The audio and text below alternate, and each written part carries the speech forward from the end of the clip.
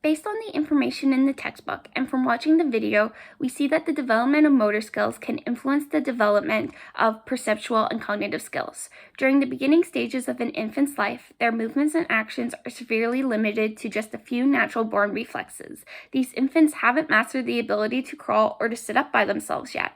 We see this in the video at 14:30, where there's an infant lying on their back while their father is shaking a rattle above them. Even though the infant has restricted movement, they can't sit up and are stuck on their back, the child seems to be engaged with the rattle above them. As the child matures and grows, they begin to hit key motor development milestones like sitting up, crawling, and even starting to walk. These children start exploring their environments differently than they had before, fostering perceptual and cognitive development. For example, crawlers become more aware of optic flow, which helps them orient themselves in their surroundings and begin to show depth perception.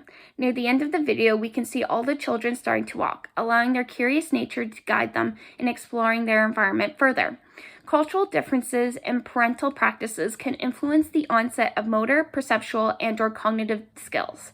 Parenting styles in Western countries can be different from those in less developed countries, as cultural differences between the two have different demands for its people.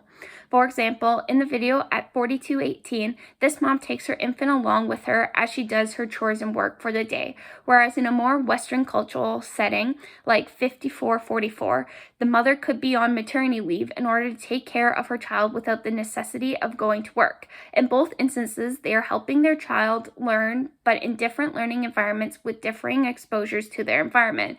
One out in the wild, surrounded with other mothers and children, versus one-on-one in their home. The textbook points out that with cultural influences on parental practices, it's possible that some infants in one culture may achieve major motor milestones earlier than their peers in another culture, i.e. a group of people in Kenya who promote early motor skills very early on versus children raised here in Canada.